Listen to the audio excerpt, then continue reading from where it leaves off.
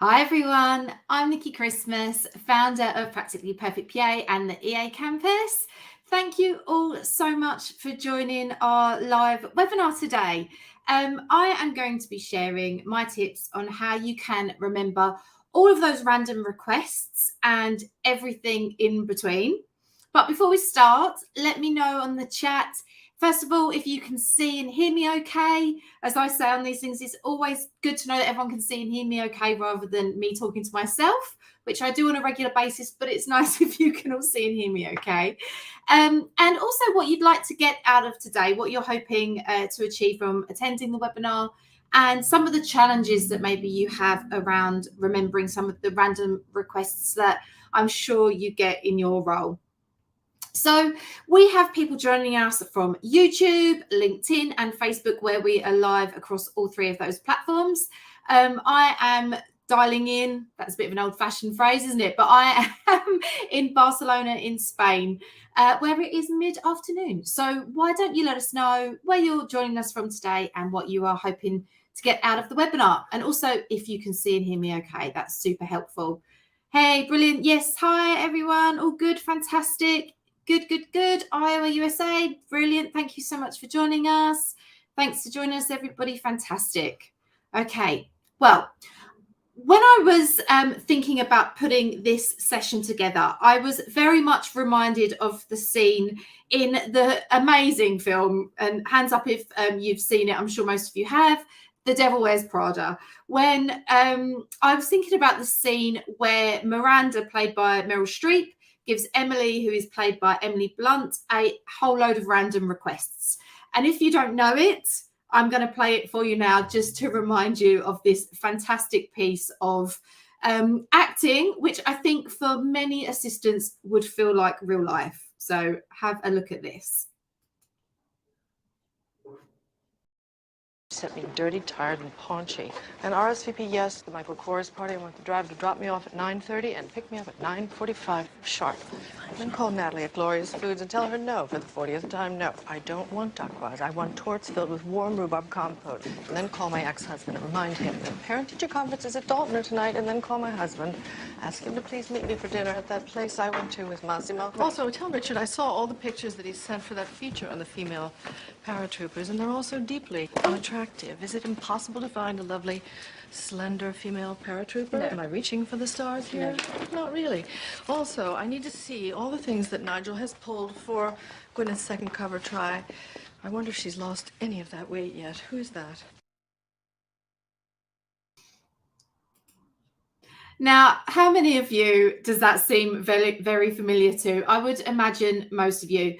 The references in your everyday world might not be quite as glamorous as they are on Devil Wears Prada, but I know that many of you will know how familiar it feels to just be walking along with your executive and just be given a whole load of random requests, or somebody comes over to your desk and just reels off a whole load of stuff you're supposed to know about, you're supposed to action, and you're supposed to know where everything is. So again, let me know on the chat if that sounds familiar. I know so many of you will feel like that.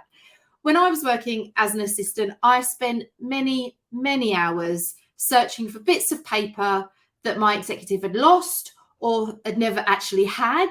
I tried so many times remembering hotels and restaurants they'd visited 5 years ago, or clients that they'd briefly met at a conference the previous year. So yeah, I know that is incredibly familiar to many of you. So aside from remembering all of those kind of random details, as assistants, we also have to remember the task itself. And how the heck are we supposed to do that? And just to add a little extra to it, on top of the verbal requests, we also have emails, Slack messages, letters, meetings. There is so much information to process. It's a lot, and I know it can be incredibly overwhelming. So in this webinar, I am going to run through 10 tips that I've used over the years to help me remember random requests and to stay on top of my workload, both when I was working as an assistant and now running my own business, Practically Perfect PA. So I'm going to do that, and then I am going to talk to you about our course, which is the Assistant Essentials online course. And this session comes out of that course. So really this session and the course, the larger course itself, is for assistants who are new to the role or have been doing it for a few years, but just really want to bed down on the fundamental aspects of the role. So these tips that I'm going to share with you today are very much for this kind of group of assistants. For those of you who are new to the role, you've been doing it a few years, you want a refresher on some of the really fundamental aspects of the role, things that are going to help you succeed either further into your career or just to make sure that you've got them kind of pinned down and that you're good to go with all of it. Once we've finished the webinar and I've shown you a little bit more about the Assistant Essentials course as a whole, then I am going to be free to do a Q&A. So stick around right to the end. We've got around about an hour and the Q&A is always such a fun part, and many of you help each other out on answering some of those questions. So shall we get started? Okay, here are my top 10 tips on how to remember those random requests. Tip number 1, and hands up if you are exactly the same as me, it's the go-to. It's good old-fashioned pen and paper. It's still absolutely my favorite tool. It helps me remember everything at work. And you might have noticed in the clip I showed you there from Devil Wears Prada, Emily Blunt's character, who is a fantastic assistant, has a pen and paper and is writing everything down as her executive Miranda is talking to her and reading off those tasks. When I was working as an assistant, when I was called into my executive's office, I would always grab a pen and notepad before walking in. It was always a scribble pad. It wasn't anything fancy. And for those of you who are stationery geeks like me, my favorite pad of paper, the brand that I use is Moleskine. Absolutely love it. I have it here right next to me. Very well scribbled through. It's not neat in any way. It's there for scribbling notes. But I would make sure that I had it whenever I was called into my executive's office or they phoned me. I would have it there to make any notes. And I would also walk around sometimes with a block pad of Post-it notes if I was going to the coffee machine or if I was going for a walk around the office, because you just never knew who was going to come up and ask you for things. So I'd always make sure that I had pen and paper to hand. Similarly, and I still do, have a sizable A4 desk pad next to my keyboard for any quick notes, anything that I needed to quickly remember. So, for example, phone numbers or email addresses, things like that, and tasks people would give me when they walked up to my desks. Really simple things that just needed a quick note down. I would make sure that I just had paper and pen everywhere so that I was able to capture those notes. And then what I would do is make sure I transferred all of those notes onto my to-do list, my task list. So, and I still do this now, so that I don't lose anything.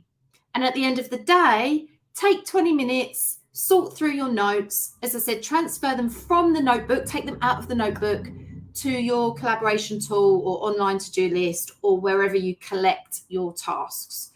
So I know this is a really basic one, pen and paper, but with so much fantastic technology available to us, it is always worth remembering that pen and paper is still there and probably is still the best tool for remembering tasks. So I've started with probably the best one, but a very good one. Okay, on to the next tip. So ask for confirmation with every request that is asked of you. This is kind of for 2 reasons. So if the request comes from a more junior member of staff, and by that I mean somebody that's below your executive's level, ask them, rather than to reel it off and just ask you to go and do it, ask for confirmation on what exactly they need via email.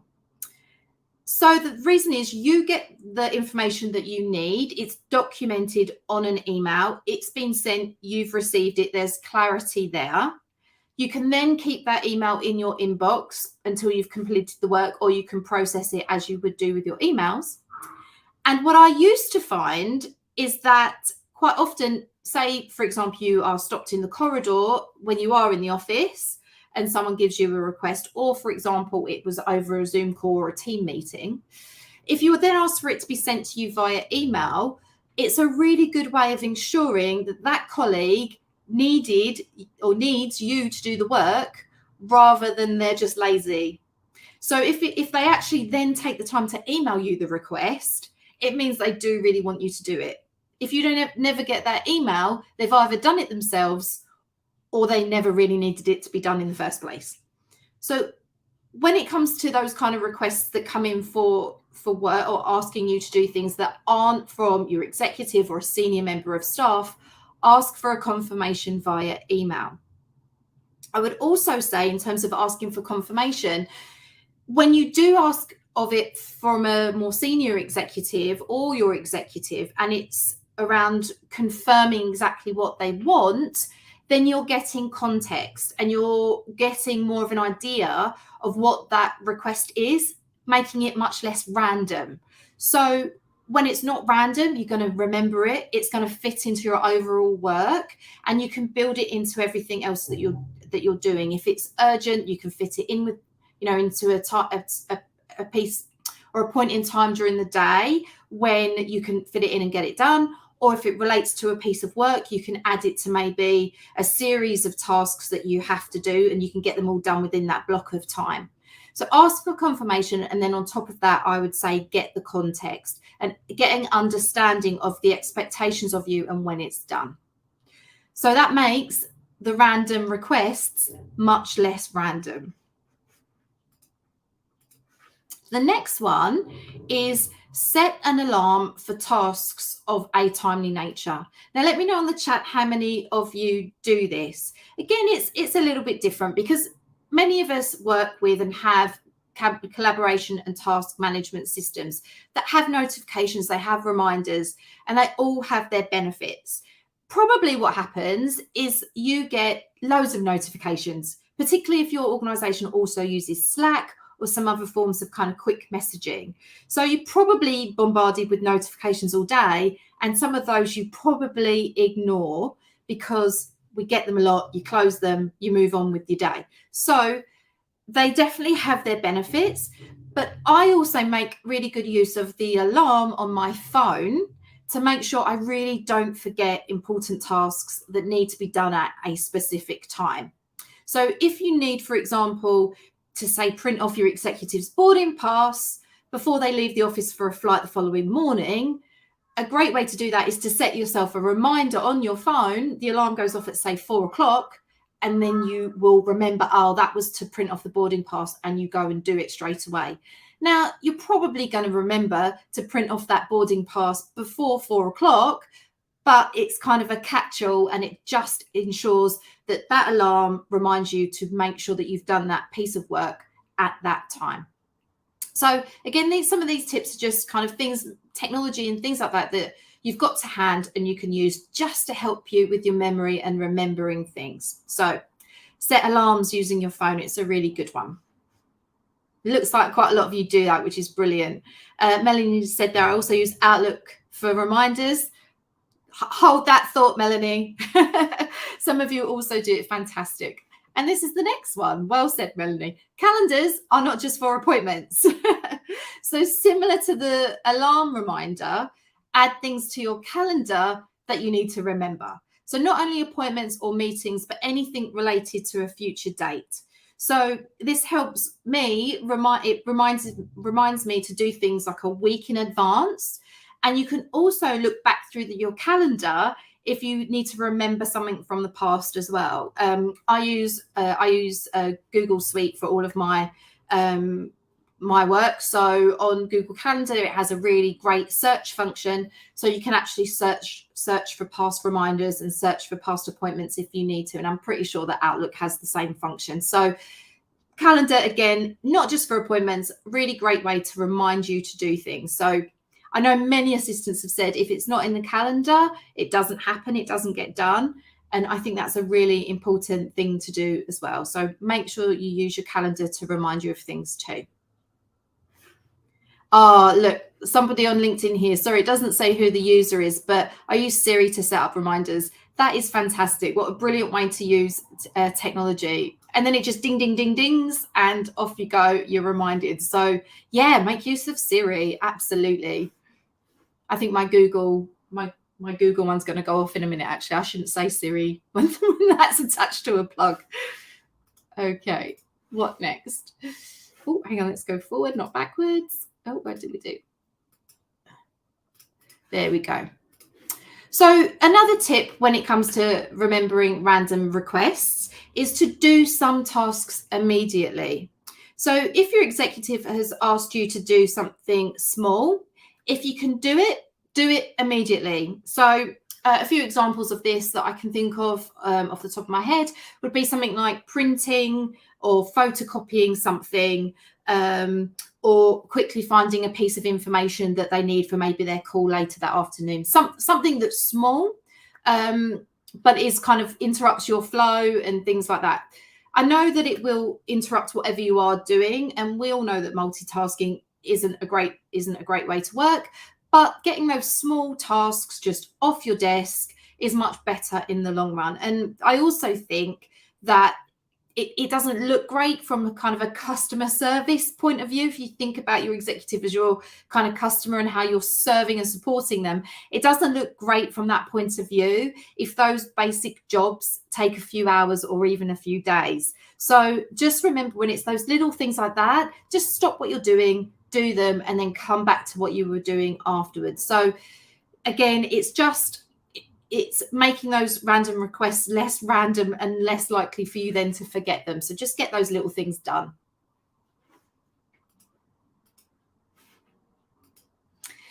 How many of you, again, put your hands up or write on the chat, how many of you would honestly say that your to-do list is your best friend? For me, I absolutely spend more time with my to-do list than I do with my friends or family. So it's certainly a big part of my life, my to-do list. So let me know in the chat if that sounds very familiar to you. For assistance, it is so important for us to know precisely what is on our to-do list, what you've completed and what you have left to do. So for me, I update my to-do list every day, and then I create a new one every week. So I make sure I triage my to-do list. I spend a lot of time with my to-do list. I like to make sure my to-do list is in a healthy state. And I make sure that what I do, which is a really important thing, is anything I haven't done that day, that week, gets carried over to the next week as well. So you're not leaving anything behind. And again, let me know on the chat if you have that really warm, fuzzy feeling inside when you are crossing off projects, you're ticking things off, you're getting things done, things are going from red to green. If you use Trello like I do, you just feel so much more productive, and you are so unlikely to forget things when you have put them on a to-do list. I know it takes up a lot of time to effectively work with a to-do list, but it is so worth it. That time that you spend kind of triaging and cultivating your to-do list and keeping it in a healthy state really does make you more productive in the long run. And I'm going to pause my tips on remembering random requests to spend a little bit more time on to-do lists, because I think they're really important. This is how I think, well, this is some things I think you should think about when it comes to working with a to-do list effectively. Because like I said, I know many of you will write to-do lists. I know many of you will have to-do lists, but I also know, and I have been guilty of this, you have a to-do list. It kind of, goes a bit stale. The things aren't ticked off. New actions and tasks aren't put on there. You just stick up like a big chunky task, and then it sits there for ages because it just looks too big to even start. Does that sound familiar to anybody? So I just want you to have a look at a few ideas that I've put together to help you keep a healthy to-do list. And here are some tips around that. So the first one is and we've spoke about this with the notepad and pen, is to capture everything. So it's better to write something down and mark it as complete later than to forget that you were going to do it in the first place. Even if you have, say, a passing thought about something you could do to, say, improve a project or a great idea to pitch to your executive, add it to your to-do list. And the same applies to any random requests that come your way. It's really important that you try and capture everything. Make more than one to-do list. Now, if you're already a bit overwhelmed by your to-do list, the thought of maybe making another to-do list just feels very uncomfortable, but bear with me. So to take control of your to-do list and get your best work done, consider making more than one list. So for example, make sure each project or large initiative that you're working on has its own list, and additionally consider one list for work that's maybe immediately actionable. So random requests can just go straight into that actionable to-do list. Another, say, for future ideas or projects, and a third one for personal reminders, and actually a fourth one for things like things you're going to read, training initiatives, things that are going to help with your personal and professional development. So different lists will help it all just be that little bit more manageable than one massive list. So more than one list is important. Next one, organize your lists. So in order to make sure you get the right work done on time, it's important to know which of your to-do lists are most important, which ones are urgent, which ones need to be done when, which ones are priority, which ones move objectives forward. So make sure that you keep your lists organized and make sure that you have visibility around critical work so you don't miss anything. It's also really helpful if you have visibility of your executives' to-do list so that you can see what their priorities are and how your tasks match their tasks so that you are working in sync and on the same page. Include a deadline. Again, sometimes this is something that I can avoid. I kind of know when the deadline is, so I don't tend to put it on there. But again, you just end up in trouble when you do that. So include a deadline. Even if you don't know specifically when the deadline is, give yourself a deadline so that you get the work done and you can tick it off and move on. Tie up the loose ends. So we all have those tasks that were due last week. We still haven't got around to doing them. We've kind of forgot about them, or we know they're there, but we try and forget about them. You need to ask yourself why those aren't being done. What's keeping you from doing them? Do you need to reprioritize them? Do they even need to be done? Do you need to delegate them to somebody else? Is there something about that task you don't understand that's holding you back? Do you need to go and seek more information? Knowing why you're delaying doing that task can actually help you in the long run so that you can start to understand if there's a pattern, why there's certain tasks you don't do. And then hopefully you can actually nip them in the bud later down the line and get them done. And then my last point around to-do lists is this: verbs first, details second. So I recommend starting most tasks with a verb. Imagine your executive wants you or wants to apply to be a speaker at a conference. The deadline for the application is October the 3rd. The first step towards putting that application together is designing a PowerPoint presentation for them. So that's the task that you've been given. So your task list should look like design PowerPoint. So the verb, design, and then the detail of what you need to do. So design is the verb followed by the detail.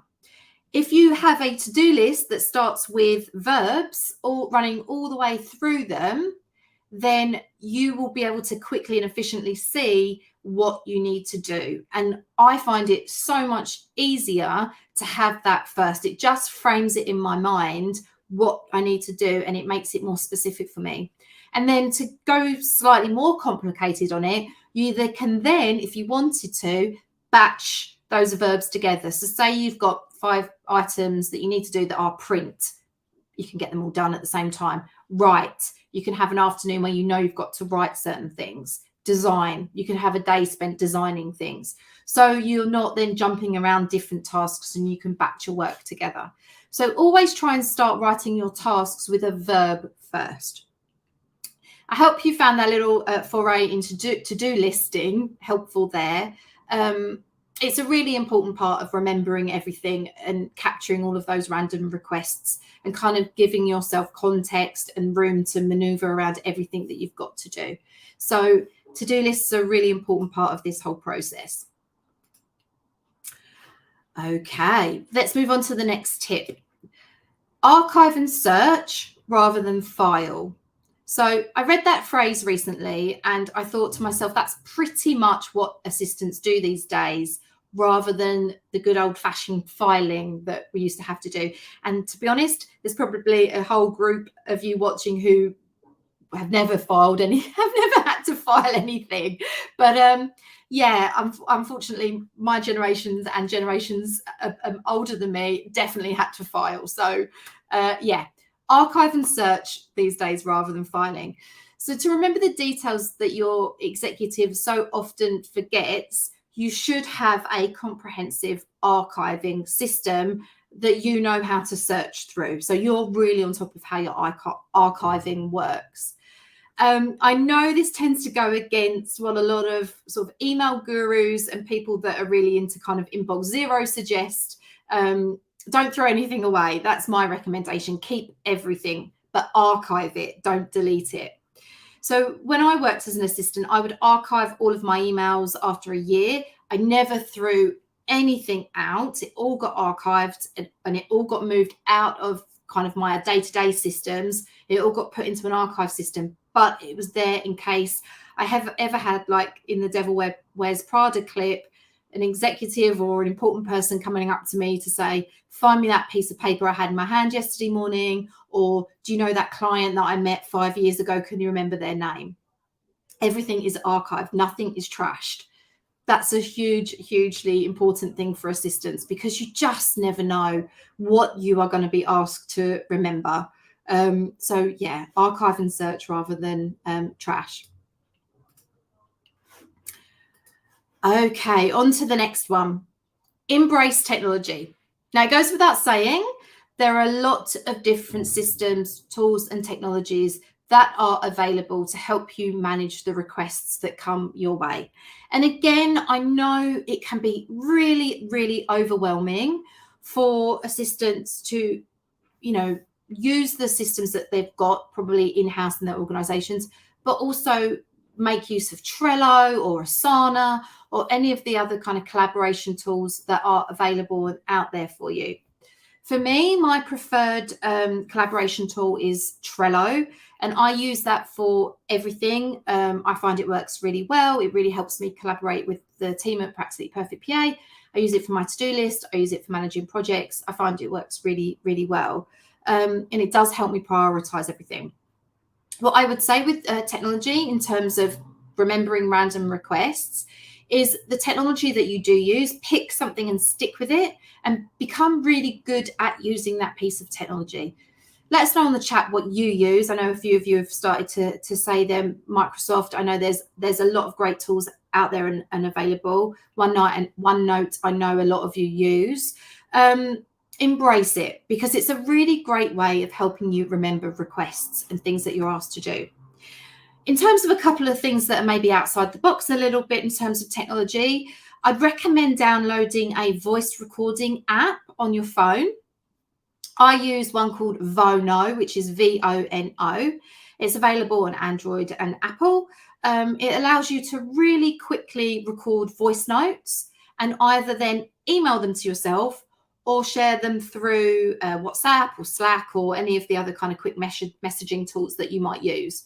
So the reason I use it is if there's any random requests that come my way, I must admit a lot less than there were when I was an assistant, but you can just very quickly record yourself a voice note, then you're not going to forget, email it to yourself, and you can check on it later in action, whatever it is that you need to do. Another tool I use quite a lot is the camera on my phone. So if I've read something that I want to remember, or I've seen something that I want to remember, I'll quite often take a picture of it and then I'll email it to myself as well. So again, just things to help you remember that maybe, aren't, or when you don't have access to your collaboration tool, or you just want to do something quick so you can remember it. It's very simple things that will keep you on track and help you remember random requests.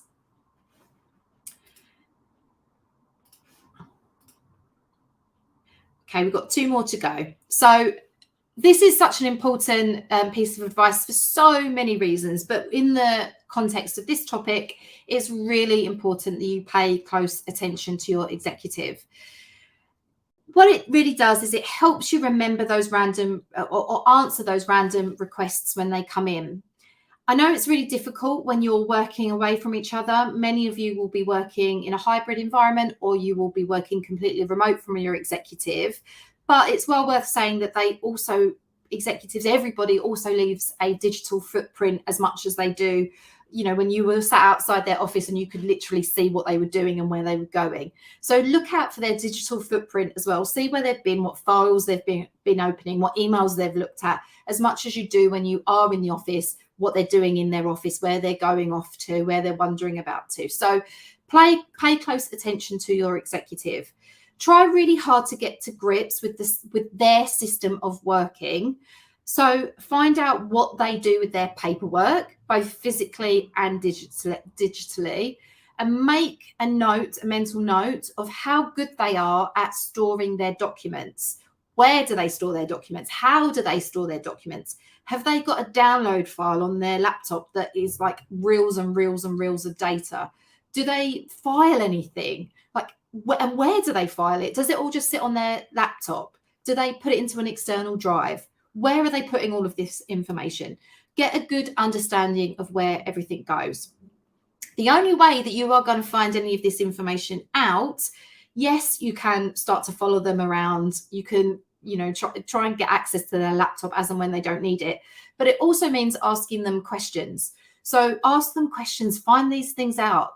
It might well be that they are incredibly bad at filing documents. If you do ever get a chance to look on their laptop, if you do go into their download file and it is packed to the rafters, then you've got a good inclination that they're not very good at filing, and then they're probably going to lose things. So get to grips in terms of what they do and what they do with the information that they have. It's the same goes with people that they're meeting and meetings that they're going to.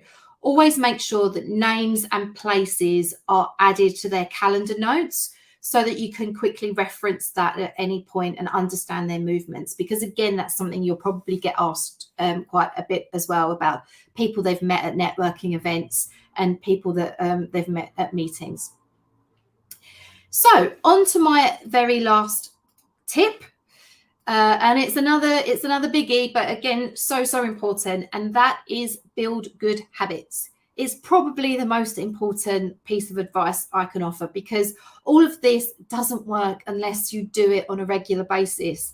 And it really does mean building those good habits and making sure that you give yourself room and time and grace to get all of these systems in place so that you are remembering things. There's a lot of stuff, and I know there is a more technical term for it, but there is a lot of stuff that gets sort of put your way as an assistant. You are considered the kind of fountain of knowledge. People do come to you with all kinds of questions. And really the only way to be able to manage all of that is to have those habits in place so that you know where to go when you're asked those things and you can pull that information out. It's not all going to be stored in your brain. A lot of it will be, because we're amazing at doing that, but you don't have to have that unnecessary sort of burden. You can put it into a filing system or into a to-do list or into an archive, whatever it happens to be, where you can go to get that information. So build some good habits. I really recommend that. That was a whirlwind tour of some ways that you can remember all of those random requests. I've thrown a lot of information your way. So I want to take a couple of minutes before I talk to you about the Assistant Essentials online course to look at some of the things you've been chatting about on the chat. So I always like to say, if there are any suggestions that you'd like to make, please do put them on the chat now. Let the people who have joined us today know some of the tips and techniques that you use, so you remember stuff. I'm going to have a sip of water while I'm waiting for your comments to come through. So Lydia has said, we use ClickUp for projects. Lydia, I'd love to know a little bit more information about that, because I was on a call the other day with somebody who mentioned using ClickUp, and they said it was fantastic. So it seems like that's, I'll pop that on there. It seems like that's a really good one for people to check out in terms of technology. Thanks for sharing that. Rufus said, I keep an ongoing long-term list with goals and ideas for future projects and initiatives. That's fantastic. OneNote is great for splitting out lists. To-do lists are really important. Yes, they are. People, it looks like color coding is a really big thing as well, which I'm also a big fan of. So fantastic. There's Remember the Milk, Helena has said. Oh, let's pop that one. Remember the Milk. I love the name of that app.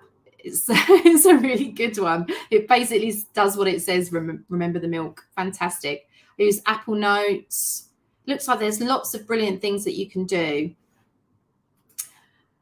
Okay, so before we go into our, I can see a few questions coming in already, but before we go into our Q&A, I really do want to spend a couple of minutes to talk to you about the Assistant Essentials online course. It's by far and away our most popular course. We cover all of the essential skills for new and experienced assistants, including sessions like this around building good habits, working collaboratively with your executive. We go into a huge amount of detail on some of the core tasks that assistants are asked to work on. We have sections on events management, travel management, meetings and minute taking. We delve really deeply into how to work collaboratively with your executive, and we take a look at all of the different soft skills and competencies you need to thrive in the role.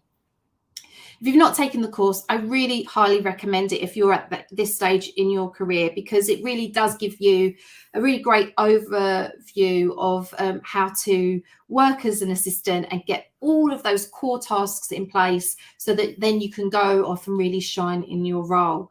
The cost of the course is £250. That's €300 and 330 US. I'll play a video that I've put together which really quickly just goes through some of the key elements of the course, and then I will tell you about our special discount. So I'll be back with you shortly.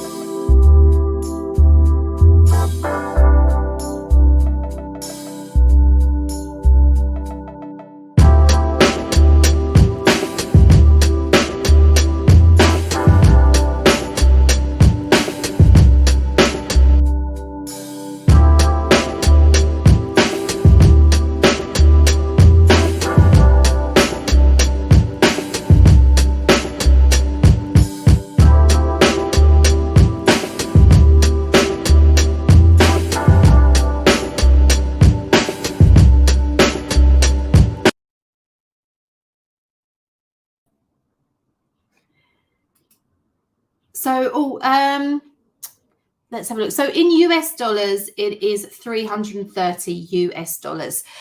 We have a really special discount for you today. It's 10% off the cost of the course, and all you have to do is pop webinar 10 into the cart, and you will get that 10% discount. As I said, for those of you who haven't taken the course, I really highly recommend it. It really does get you started on what is a fantastic career, especially if you are in the early stages and you just want to get to grips really quickly with everything that entails the assistant role. Okay, so we've got some questions, and I love this section of our webinars. Please do feel free to ask me anything that you want to ask. There is a couple of questions around the course, so I'll answer those first, and then if there is anything else, let me know.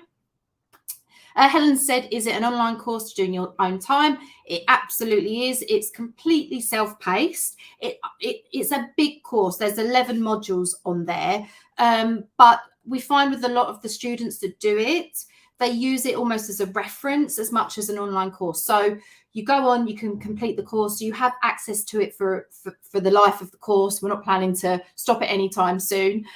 So you can always go back, rewatch some of the sessions, download the checklists, the templates, everything that is available with the course, and then go back and refer to it as and when you need to.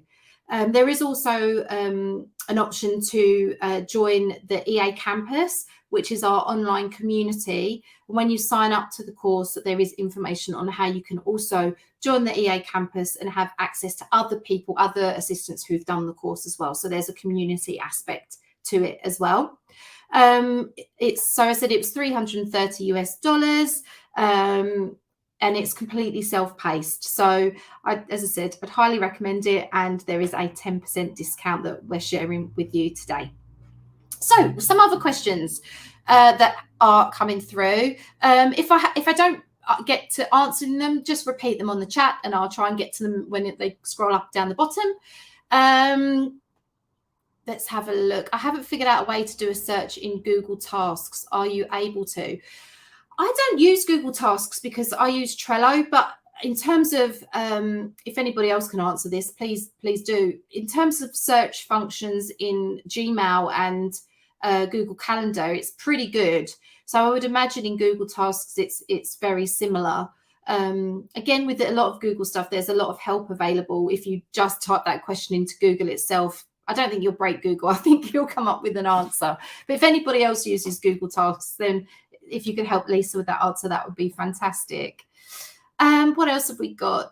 Linda said, I'd be interested to know more about filing. I've always had lots of folders. Linda, I'm so pleased you asked that question, because when I was putting this presentation together, I had a whole section on folders and what I used to do with folders when I worked as an assistant. I worked as an assistant pre-pandemic, so I was always in the office, which meant I always had a lot of paperwork to deal with. I had a lot of folders. I had people that would come over with pieces of paper, executives who would only deal with paper. So I had a lot of folders and a lot of filing systems that I used. There is a whole section on Practically Perfect PA. If you go onto the website and type into the search bar, the organised assistant, there is a huge article on folders, filing, what to do with folders, where to file with different pieces of paper. But I'll go very briefly into it. I had a folder for every executive. They had their own folder that sat on my desk, and individual pieces of paper would go into each of those folders. I then had a to-do folder, I had a progress folder, and I had a done folder. I also had a folder for anything that needed to be signed, which I could then take into my executive as and when I felt like, they were in the mood to sign for things, because it wasn't always the case that they were. And I had to work out when it was the best time to kind of land those conversations. But I had a lot of folders, and I would highly recommend having a look at the Organised Assistant article on Practically Perfect PA, because there's a lot of information on there about folders and filing. Christina has said, I'm now handling 3 executives. Any recommendations in how to handle them? I need a way to save contacts. Okay, that's multiple executives is a tricky balancing act. I'm sure all of you who have worked with multiple executives will agree with that. Again, I sound like a broken record, but it's true. On Practically Perfect PA, we have a lot of resources on working with multiple executives, and on our YouTube channel as well. We've got some sessions on there on how to work specifically with multiple executives. The biggest recommendation I can give you is around communication and getting a real sense of what is expected of you from each of the executives, having them understand that you work for multiple executives, and sometimes your time is pulled in different directions depending on who is either more senior or who has the more urgent and pressing work. It's those conversations that you need to have, and you need to almost approach it as the team leader in that sense. You need to approach it as you're telling, not telling them, I don't think that's quite the right way of phrasing it, but you're leading those discussions because there's only one of you and there's three of them, and they've got to understand that your time has to be dedicated to moving the organization forward and what's a priority for the organization. So communication, that's the most important thing, and my biggest recommendation when it comes to working with multiple executives. In terms of saving contacts, I would use a contact database, and I know there will be tons available. I know Trello, I think, has a power up for contacts that you can use. And I know there are a lot of apps and software you can use now where you can take a picture of the business card and it pulls off the information and then it stores it in a database. So I definitely use technology to save contact information for sure. I hope that helped. So in terms of Christine, I think it's just come back there with, can you post your link? If that's in reference to Practically Perfect PA, it's www.practicallyperfectpa.com. And that's where all of you can find a whole ton of resources for assistance. Alex has asked, do you use different notebooks for different things or do different sections? I'm trialing meetings at the back of my book and to-dos at the front, but interested in other techniques. Alex, that's a fantastic question. Now, I'm not an assistant anymore, so I just have one. I'll show you it again. Sorry, it is a bit scruffy. It's a bit of a mess. So this is my Molebook notebook, and it's literally just full of notes, highlights. I don't know if anyone noticed that. They're the little highlight sections. Yes, at the moment, no, I just use one notebook, but I used to use multiple notebooks as well. I used to have a scruffy notebook that I used to keep on my desk, like I said, that was literally just to write down anything and everything that came my way. I'd have a different notebook for every, I used to work a lot with committee meetings. I'd have a different notebook for every committee meeting where I wrote my notes. I also had a A4 diary that if for those of you who are based in the UK, I used to always get the A4 year diary that WH Smith sells, the really hardback big diary. And then I would transfer all of my notes in my scruffy notebook or any actions out of the meetings that were for me into my diary.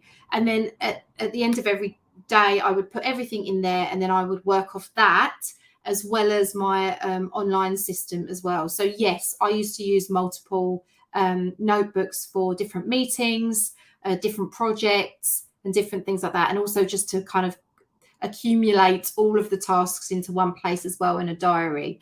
So yeah, big fan of multiple notebooks. I think Melanie's agreed. I use separate books for each meeting, but I've switched to OneNote now for a laptop. Yeah, again, you can digitalize all of this stuff. If you prefer taking notes by pen, then I think that's still okay. But to be honest, it probably is much quicker and much more productive to do it on a laptop now. What else have we got? So Renee's made a good comment for those of you who use Outlook. Renee said she ditched Outlook e-folders. Make sure the subject line is specific so you can search for it. And you also change subject lines if they send you generic subject lines. I think that's a really good tip. Thank you for sharing that one. Okay. What else have we got? So Emily's asked, do you organise any networking events in person for PAs, or can you recommend any? All of our events are online.